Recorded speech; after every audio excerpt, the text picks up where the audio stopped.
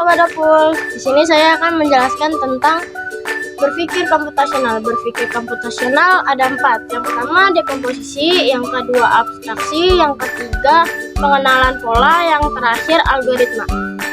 Saya akan menjelaskan yang pertama dekomposisi. Dekomposisi adalah proses penguraian sistem, program, atau hal lain dalam komputer menjadi elemen-elemen yang lebih kecil atau sederhana. Yang kedua, ada abstraksi. Abstraksi adalah proses menyederhanakan data dan program dengan menyembunyikan detail.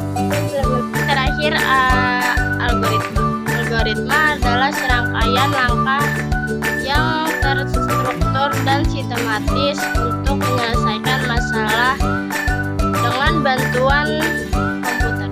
Sekian penjelasan dari saya. Begitu saja, semoga bermanfaat. Thank you for watching.